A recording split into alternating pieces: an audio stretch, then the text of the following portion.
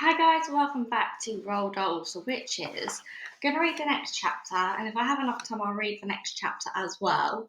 But it's all about how much time I get. So, without further ado, disclaimer again: this is all Roald Dahl's own work. I'm just reading for entertainment and pleasure purposes. Let's get reading. The next chapter is called "Frizzled Like a Fritter."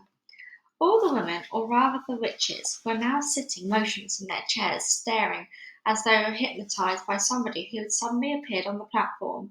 That somebody was another woman. The first thing I noticed about this woman was her size. She was tiny, probably no more than 4.5 feet tall. She looked quite young, I guess, about 25 or 6. She was very pretty. She had on a rather stylish long black dress that reached right to the ground, and she wore black gloves that came up to her elbows. Unlike the others, she wasn't wearing a hat. She didn't look to me like a witch at all, but she couldn't possibly not be one. Otherwise, what on earth was she doing up there on the platform? And why, for heaven's sake, were all her other witches gazing at her with such a mixture of adoration, awe, and fear? Very slowly, the young lady on the platform raised her hand to her face. I saw her gloved fingers unhooking something behind her ears, and then she caught hold of the cheeks and lifted her face clean away. The whole of that pretty face came away in her hands. It was a mask. As she took off the mask, she turned sideways and placed it carefully upon a small table nearby. And when she turned around again and faced us, I very nearly screamed out loud. That face of hers was the most frightful and frightening thing I've ever seen. Just looking at it gave me the shakes all over. It was so crumpled and wizened, so shrunken and shriveled. It looked as though it had been pickled in vinegar. It was a fearsome and ghastly sight. There was something terribly wrong with it, something foul and putrid and decayed. It seemed quite literally to be rotting away at the edges, and in the middle of her face, around the mouth and cheeks, I could see the skin all cankered and worm-eaten, as though maggots were working away in there. There are times when something is so frightful you become mesmerized by it and can't look away. I was like that now. I was transfixed, I was numbed, I was magnetized by a sheer horror of this woman's features. But there was more to it than that. There was a look of serpent in those eyes of hers as they flashed around in the audience.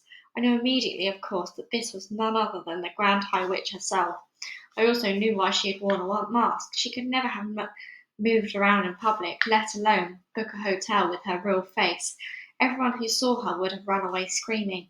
"The doors!" shouted the Grand High Witch in a voice that filled the room and bounced around the walls. "Are they chained and bolted?" "The doors are chained and bolted, your Grand Highness," answered a voice in the audience. The brilliant snake's eyes, that was set so deep in that dreadful, rotting, worm-eaten face, glared unblinkingly at the witches who sat facing her. "You may remove your gloves," she shouted. Her voice, I noticed, had that same hard metallic quality as the voice of the witch I had met under the conker tree, only it was far louder and much harsher. It rasped, it grated, it snarled, it scraped, it shrieked, and it growled. Everyone in the room was peeling off their gloves. I was watching the hands of those in the back row. I wanted very much to see what their fingers looked like, and whether my grandmother had been right. Ah, yes, I could see several of them now. I could see the brown claws curving over the tips of fingers. They were about 2 inches long, those claws, and sharp at the ends. "You may remove your shoes," she barked, and barked the Grand High Witch. I heard a sigh of relief going up from all the witches in the room as they kicked off their narrow, high-heeled shoes, and then I got a glimpse under the chairs of several pairs of stockinged feet, square and completely toeless. Revolting they were, as though the toes had been sliced away from the feet with the carving knife. "You may remove your wigs," snarled the Grand High Witch. She had a peculiar way of speaking. There was some sort of foreign accent there, something harsh and guttural, and she seemed to have trouble pronouncing the letter W. As well as that, she did something funny with the letter R. She would roll it around her mouth like a piece of hot pork crackling before spitting it out. "Remove your wigs and get some fresh air into your spotty scalps," she shouted, and another sigh of relief arose from the audience as all the hands went up to the heads, and wigs, with the hats still on them, were lifted away. There now appeared in front of me, a row upon row of bold female heads, a sea of naked scalps, everyone on them red and itchy looking from being rubbed by the linings of the wigs. I simply cannot tell you how awful they were, and somehow the whole sight was made more grotesque because underneath those frightful scabby bald heads, the bodies were dressed in fashionable and rather pretty clothes. It was monstrous, it was unnatural. Oh heavens, I thought, oh help, oh Lord, have mercy on me. These foul, bald-headed females are child killers, every one of them. And here I am, imprisoned in the same room, and I can't escape. At that point, a new and doubly horrifying thought struck me. My grandmother had said that, with their special nose holes, they could smell out a child on a pitch-black night from right across the other side of the road. Up to now, my grandmother had been right every time. It seemed a certainty, therefore, that one of the witches in the back was going to sniff me out at any moment and yell, "Dogs, drop in!" I would go up all round the room and I would be cornered like a rat, and out on the carpet behind the screen, hardly daring to breathe. Then suddenly I remembered another very important thing my grandmother had told me. "The dirtier you are," she said, "the harder it is for a witch to smell you out." How long since I had last had a bath? Not for ages. I had my own room in the hotel, and my grandmother never bothered with silly things like that. Come to think of it, I don't believe I had a bath since we arrived. When I had at last washed my when had I last washed my hands or face? Certainly not this morning. Not yesterday either. I glanced down at my hands. They were covered with smudge and mud, and goodness knows what else besides. So perhaps I had a chance after all. The stink waves couldn't possibly get out through all that dirt. "Richard of England!" shouted the Grand High Witch herself. I noticed had not taken either of her wiggle gloves or shoes. "Richard of England!" she yelled. The audience stirred uneasily and sat up straighter in their chairs. "Miserable witches!" she yelled. "And less lazy witches, feeble, crippling witches! You are a heap of idle, good-for-nothing worms!" A shudder went through the audience. The Grand High Witch was clearly in an ugly mood, and they knew it. I had a feeling that something awful was going to happen soon. "I am having my breakfast this morning," cried the Grand High Witch, "and I am looking out of the window at the beach. And what am I seeing? I am asking you, what am I seeing? I am seeing a revolting sight. I am seeing hundreds, I am seeing thousands of rotten, repulsive little children lying on the sand. It is putting me right off my food. Why have we not got rid of them?" she screamed. "Why have you not rubbed them all out? These filthy, smelly children." With every word she spoke, flecks of pale blue phlegm shot from her mouth like little bullets. "I'm asking you why," she screamed. Nobody answered her question. "Children smell," she screamed. "They stink out here, all out the world. We do not want these children around here." The bald heads in the audience all nodded vigorously. "One child a week is no good to me," the Grand High Witch cried out. "Is that the best you can do?" "We will do better," murmured the audience. "We will do much better." "Better is no good either," shrieked the Grand High Witch. "I demand maximum results. So here are my orders. My orders are that every single child in this country shall be rubbed out, squashed, sweated, squitted, fritted, before I come here again in 1 year's time. Do I make myself clear?" A gasp went up from the audience. I saw the witches all looking at one another with deeply troubled expressions, and I heard one witch at the end of the front row saying aloud, "All of them! We can't possibly wipe them all out." The Grand High Witch whipped around as though someone had snuck skewer in her bottom. "Who said that?" she snapped. "Who dares to argue with me? It was you, was it not?" She pointed a gloved finger as sharp as a needle at the witch who had spoken. "I didn't mean it, your grandness," the witch cried out. "I didn't mean to argue, I was just talking to myself." "You dared to argue with me?" screamed the Grand High Witch. "I was just talking to myself," cried the witch.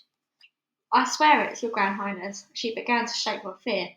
The Grand High Witch took a quick step forward, and when she spoke again it was in a voice that made my blood run cold. "A stupid witch who answers back must burn until her bones are black," she screamed. "No, no," begged the witch in the front row. The Grand High Witch went on. "A foolish witch without a brain must sizzle in a fiery flame." "Save me!" cried the wretched witch in the front row. The Grand High Witch took no notice of her. She spoke again. An idioted witch like you must roast on the barbecue. Forgive me, your Grand Highness, cried the miserable culprit. I didn't mean it. But the Grand High Witch continued with a terrible recital. A witch who dares to say I'm wrong will not be with us very long. A moment later, a stream of sparks that looked like a tiny white hot metal fillings came shooting out of the Grand High Witch's eyes and flew straight towards the one who had dared to speak. I saw the sparks striking against her and burrowing into her, and she screamed a horrible howling scream, and a puff of smoke rose up around her. A smell of burning meat filled the room. Nobody moved. Like me, they were all watching the smoke, and when it had cleared away, the chair was empty. I caught a glimpse of something wispy white, like a little cloud fluttering upwards and disappearing out of the window. A great sigh rose up from the audience. The Grand High Witch glared around the room. I hope nobody else is going to make me cross today, she remarked. There was a deathly silence. Frizzled like a fritter, she said, the Grand High Witch. Cooked like a carrot. You will never see her again. Now we can get down to business. Okay, guys, I'm going to read the next chapter. There's lots of time. The chapter is called Formula 86 Delayed Action Mouse Maker. Children are revolting, screamed the Grand High Witch. We will wipe them all away. We will scrub them off the face of the earth. We will flush them down the drain. Yes, yes, chanted the audience. Wipe them away. Scrub them off the earth. Flush them down the drain. Children are foul and filthy, thundered the Grand High Witch. They are, chorused the English witches. They are foul and filthy. Children are dirty and stinky, screamed the Grand High Witch. Dirty and stinky, cried the audience, getting more and more worked up. Children are smelling of dog's droppings, screeched the Grand High Witch. Pooh, cried the audience. Pooh, pooh, pooh. They are worse than dog's droppings, screeched the Grand High Witch. Dog's droppings is smelling like violets and primroses compared with children. Violets and primroses, shouted the audience. They were clapping and cheering, almost every word spoken from the platform. The speaker seemed to have them in completely under her spell. To talk about children is making me sick, screamed the Grand High Witch. I am feeling sick, even thinking about them. Fetch me a basin. The Grand High Witch paused and glared at the massive, eager faces in the audience. They waited, wanting more. So now, barked the Grand High Witch, so now I am having a plan. I am having a gigantic plan for getting rid of every single child in the whole of England. The witches gasped, they gawped, they turned and gave each other ghoulish grins of excitement. Yes, thundered the Grand High Witch. We shall wish them and swallow them, and we shall make them disappear, every single smelly little brat in England, in one stroke. Whoopee! Cried the witches, clapping their hands. You are brilliant! Oh, your Grand Highness, you are fabulous! Shut up and listen, snapped the Grand High Witch. Listen very carefully and let us not be having any muck-ups. The audience leaned forward, eager to learn how this magic was going to be performed. Each and every one of you, thundered the Grand High Witch, is to go back to your hometowns immediately and resign from your jobs. Resign. Give notice. Retire. We will, they cried. We will resign from our jobs. And after you have resigned from your jobs, Grand High Witch went on, each and every one of you shall be going out and you will be buying. She paused. What will we be buying? They cried. Tell us, oh brilliant one. What shall we be buying? Sweet shops, shouted the Grand High Witch. Sweet shops, they cried. We're going to buy sweet shops. What a frumptuous wheeze.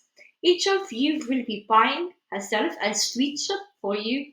You will be buying the very best and most respectable sweet shops in England. We will, they answered. Their dreadful voices were like choruses of dancers' drills, all grinding away together. I am wanting no twopenny, halfpenny, crumpenny, like tobacco-selling newspaper sweet shops, shouted the Grand High Witch. I am wanting you to get only the very best shops, filled up high with piles and piles of lush, crisp sweets, tasty shops. The best, they cried. We shall buy the best sweet shops in the town. You will be having no trouble in getting what you want, shouted the Grand High Witch, because you will be offering 4 times as much as the shop is worth, and nobody is refusing an offer like that. Money is not a problem to us witches, and you know very well. I have brought with me 6 trunks stuffed full of English banknotes, and all new and crisp. And all of them, she added with a fiendish leer, all of them homemade. The witches in the audience grinned, appreciating this joke. At that point, one foolish witch got so excited at the possibilities presented by owning a sweet shop that she leapt to her feet and shouted, "The children will come flocking to my shop, and I will feed them poisoned sweets and poisoned chocks and wipe them all out like weasels." The room became suddenly silent. I saw the tiny body from the Grand High Witch stiffen and then go rigid with rage. "Who spoke?" she screamed. "It was you over there." The culprit sat down fast and covered her face with her clawed hands. "You blithering bumpkin," screeched the Grand High Witch. "You brainless brook thumper. Are you not realizing that if you are going around poisoning little children, you will be caught in 5 minutes flat? Never in my life am I hearing such box-walloping suggestion coming from a witch." The entire audience cowered and shook. I'm quite sure they all saw, as I did, that the terrible white-hot sparks were about to start flying again. Curiously enough, they didn't. "If such a tom-fiddling idea is all you can be coming up with," thundered the Grand High Witch, "then it is no wonder England is still swarming with rotten children." There was another silence. The Grand High Witch glared at the witches in the audience. "Do you not know," she shouted at them, "that we witches are working only with magic?"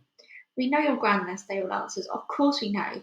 The Grand High Witch grated her bony gloved hands against each other and cried out, "So next of you is owning a magnificent sweet shop. The next move is that each of you will be announcing the window of your shop that is open a certain day.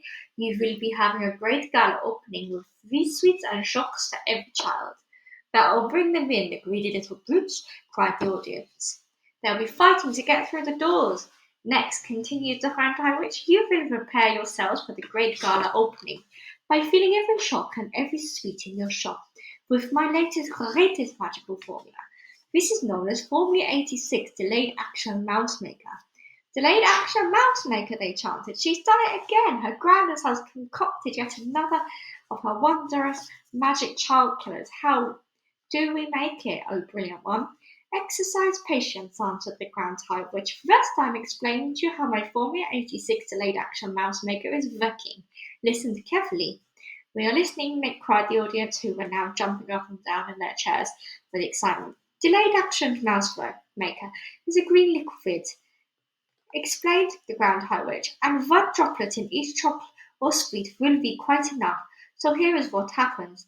Child eats choc, which has Delayed Action Mouse Maker liquid.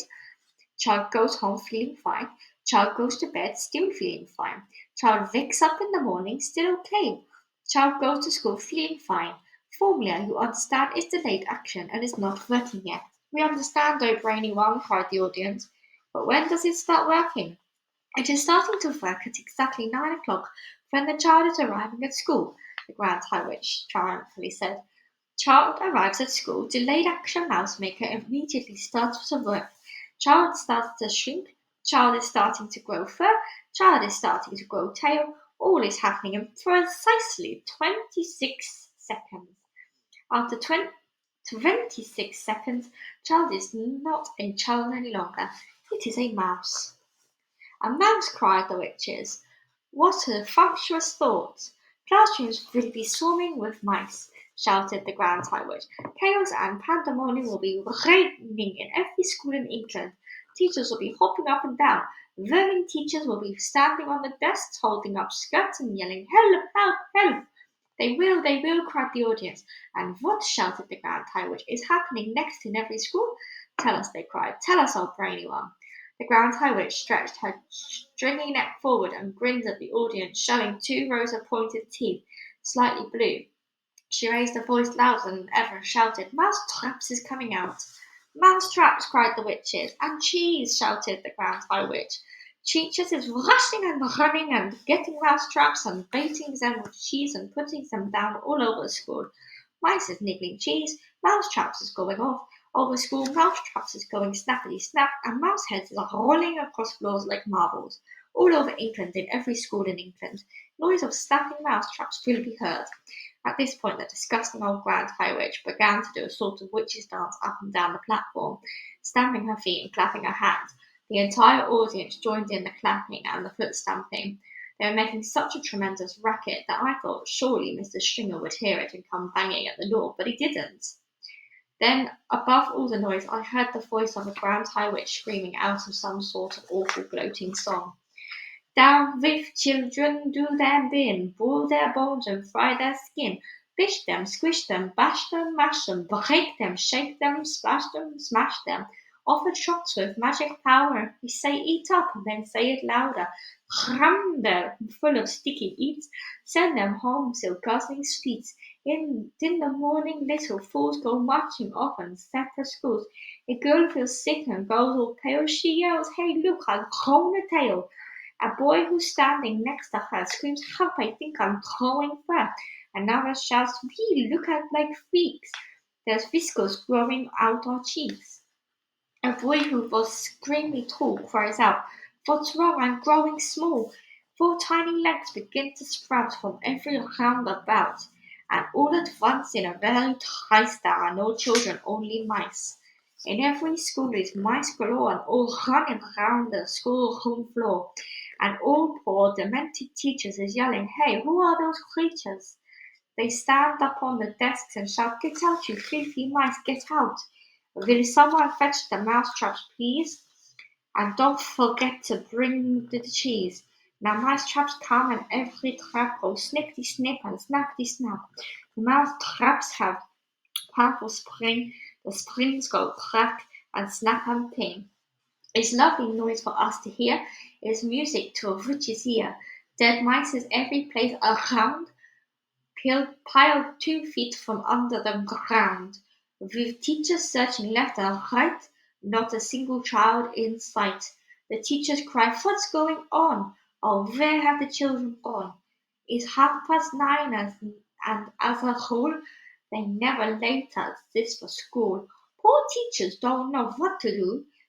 Some sit and read, and just a few amuse themselves throughout the day by sweeping all the mice away. And all us witches shout hooray! Okay, guys, thank you so much. That was really hard to read with that accent. I hope I did it justice. I mean, quite honestly, I don't. But thank you again for listening. I do enjoy reading these. They are really good fun, especially with the children's books. Brings me back my childhood. So thank you again for listening, and I will hope to get some more up soon. Bye.